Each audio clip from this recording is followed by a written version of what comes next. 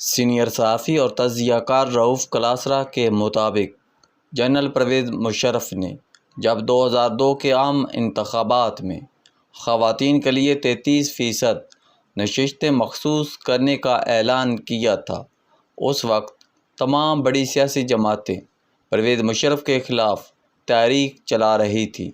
پرویز مشرف ان سب کے ناپسندیدہ تھے، لیکن حیرت کی بات ہے کہ خواتین کو 33% مخصوص نشستیں دینے کا مشرف کا فیصلہ سبھی کو بہت پسند آیا، اگرچہ جنرل مشرف کے ذہن میں اس حوالے سے کچھ اور منصوبے تھے کہ اس سے پاکستان کا روشن چہرہ دنیا کے سامنے آئے گا، جب ہزاروں کی تعداد میں خواتین سینٹ، قومی اسمبلی، صوبائی اسمبلیوں اور یہاں تک کہ ضلع اور تحصیل کونسلوں میں موجود ہوں گی تو یہاں پاکستان کی عالمی سطح پر پذیرائی ہوگی۔ وہیں خواتین کو ملک میں وہ عزت اور وقار نصیب ہوگا جس کی وہ حقدار ہیں۔ یعنی ہمارے معاشرے میں خواتین کو جن مشکلات کا سامنا تھا، اس کا حل یہ نکالا گیا کہ انہیں ان اعلیٰ سیاسی فورمز میں حصہ دار بنایا جائے۔ مشرف کو لیکن علم نہ تھا کہ ان نشستوں پر عام خواتین کو نمائندگی دینے کی بجائے سیاستدان اپنے گھر کی خواتین ہی کو لا کر بٹھا دیں گے، سب کچھ اپنے گھر میں بانٹ دیا جائے گا۔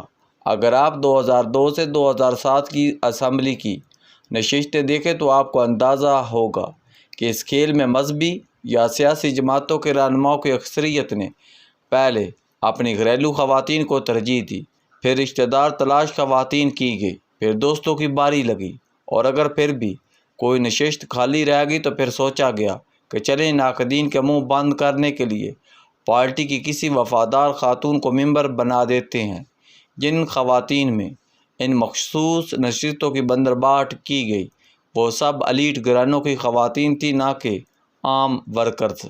جو پیکج عوام میں اراکین پارلیمنٹ کو مل رہا تھا وہ بھلا کیسے کسی عام آدمی کو دیا جا سکتا تھا؟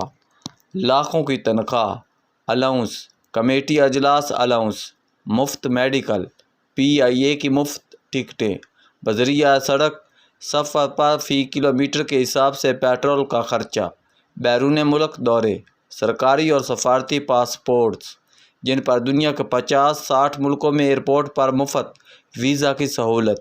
اس کے علاوہ ہر ممبر کو لاکھوں کا ترقیاتی فنڈ الگ سے مل رہا تھا۔ پارلیمانی سیکرٹری بننے کی صورت میں سرکاری گاڑی، ڈرائیور، پیٹرول اور دیگر مراعات۔ ان مراعات کو بھلا بڑے سے بڑا مذہبی سیاستدان بھی گھر کے علاوہ کسی اور خاتون کو کیوں دینا چاہے گا؟ باقی چھوڑیے، محمود خان اچکزئی بھی اس پیکج کے سامنے ڈھیر ہو گئے، اور انہوں نے بھی بلوچستان اسمبلی میں ہی وہی روٹ لیا جو باقی لیڈروں نے خواتین کی مخصوص نشستوں پر لیا تھا۔ اس معاملے پر سب ایک امام میں کھڑے تھے۔ سیاستدانوں کو دیکھ کر معاشرے کے باقی طبقات کے 14 طبق روشن ہو گئے کہ سیاسی کھیل میں تو بڑا پیسہ اور رعب اور دبدبہ ہے۔ یوں تھوڑے اثر و رسوخ والے ہر پاکستانی گھر میں کوشش ہونے لگی کہ کوئی سفارش تلاش کریں یا کسی پارٹی میں شامل ہو کر دن رات لیڈر کی خوشامد کریں، لیڈر کو بھگوان ثابت کریں۔ اس کے لیے نعرے ماریں، ان کے بیگز اٹھائیں، ٹیشو پیپرز اٹھا کر دیں، ان کے آگے پیچھے پھریں، پارٹی کو چندہ دیں، TV شوز میں ان کے لیے لڑ مر جائیں تاکہ پارٹی قیادت کی نظر میں آئیں۔ پھر دھیرے دھیرے زبان کا استعمال تیز اور تلخ ہوتا چلا گیا، اور پھر ہم نے 2-3 خواتین کو TV پروگرامز میں بازاری زبان استعمال کرتے سنا تو پوری قوم دنگ رہ گئی۔ جو کسر رہ گئی تھی وہ TV سکرین پر ایک دوسرے کو تھپڑ مار کر پوری کر لی گئی، بلکہ چند خواتین نے تو پینل پر موجود مردوں کو بھی تھپڑ مارے، اور یہ مناظر پوری قوم نے دیکھے۔ پھر خواتین کو یہ علم ہوا کہ چند پارلیمنٹیرینز ترقیاتی فنڈز کو خفیہ کمیشن پر بیچ رہے تھے۔ 1 کروڑ روپے کے ترقیاتی فنڈ پر ٹھیکیدار 20-25 لاکھ روپے کمیشن دے رہا تھا۔ پہلے ان خواتین سے ان کا ڈیولپمنٹ فنڈ پارٹی کے اہم لیڈر اپنے حلقے کے لیے لے آتے تھے کہ تم لوگوں کا تو اپنا کوئی حلقہ نہیں، تم نے پیسے کہاں لگانے ہیں؟ خیر، خواتین بھی دھیرے دھیرے سیانی ہو گئی کہ ان کے فنڈ سے یہ چند حضرات لوگ لاکھوں کما رہے ہیں اور حلقے میں ووٹ الگ سے بنا رہے ہیں۔ یوں پھر خیبر پختونخوا میں چند خواتین نے اپنے فنڈ بیچے، جس پر میں نے 2013 میں دنیا ٹی وی کے مارننگ پروگرام خبر یہ ہے میں ایک سکینڈل بریک کیا تھا کہ لکی مروت میں ترقیاتی فنڈ کیسے واٹر اسکیموں کے نام پر ٹھیکیداروں کو بیچے جا رہے ہیں اور فی کروڑ 20 سے 30 لاکھ کمیشن مل رہا ہے۔ یقیناً اس دوران چند قابل اور ایماندار خواتین بھی مخصوص نشستوں پر پارلیمنٹ میں پہنچی، لیکن ان کی تعداد آٹے میں نمک کے برابر تھی۔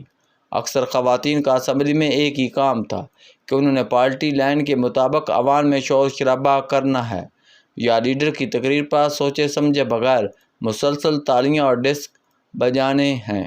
پھر ہم نے دیکھا کہ صوبائی سطح پر یہ نشستیں تمام اضلاع میں بانٹنے کی بجائے 2-3 شہروں میں ہی بانٹ دی گئی اور زیادہ تر برادری کو دی گئی۔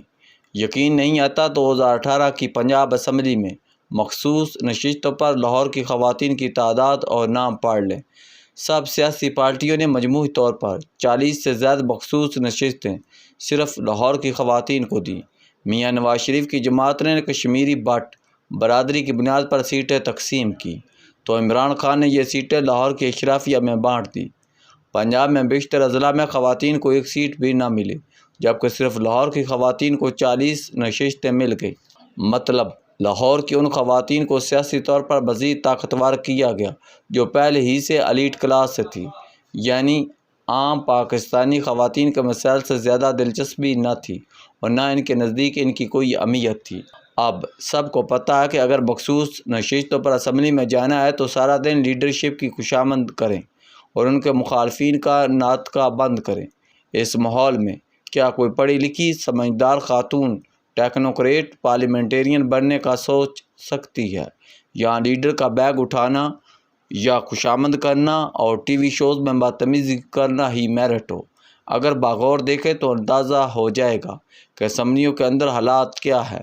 ابھی چند ماہ قبل اراکین کی تنخواہیں کئی 100% بڑھا دی گئی۔ الاؤنس اور دیگر مراعات الگ ہیں۔ وہ ملک جو قرض پر چل رہا ہے یا ٹیکسیوں کی بھرمار ہے، وہاں اتنی بڑی تعداد میں مخصوص نشستوں سے آپ نے کیا کام لینا ہے؟ پیٹرول ڈیزل کی قیمتیں بڑھا کر اراکان اسمبلی نے تنخواہیں بڑھا لی ہیں۔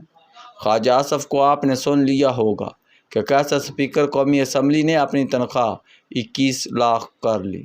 لوگ بجلی، گیس، پیٹرول اور ڈیزل مہنگا ہونے پر چیخ رہے ہیں اور ارکان اسمبلی اپنی تنخواہیں بڑھانے میں لگے ہوئے ہیں۔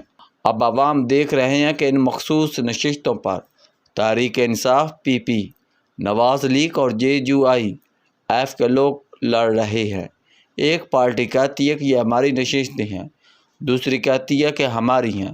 میں 22 سال سے پارلیمنٹ رپورٹنگ کر رہا ہوں۔ اس دوران چند خواتین پارلیمنٹرینز کو چھوڑ کر جو سینکڑوں خواتین مخصوص نشستوں پر اسمبلی میں آئیں، ان کی نام نہاد کارکردگی کا انی شاہد ہوں۔ ان پر کتنا پیسہ خرچ ہوا اور ان کی آؤٹ پٹ کیا رہی۔ کسی دن ان مخصوص نشستوں پر آنے والی سینکڑوں خواتین کا پرفارمنس آڈٹ ہو گیا تو درجن بھر قابل خواتین کو چھوڑ کر باقیوں کے پاس بیگم صاحبہ کا قیمتی بیگ اٹھانے، پارٹی سربراہ کی مسلسل خوشامد کرنے، نعرے لگانے اور ٹی وی شوز میں گالی گلوچ کرنے کی کارکردگی ہی بچے گی۔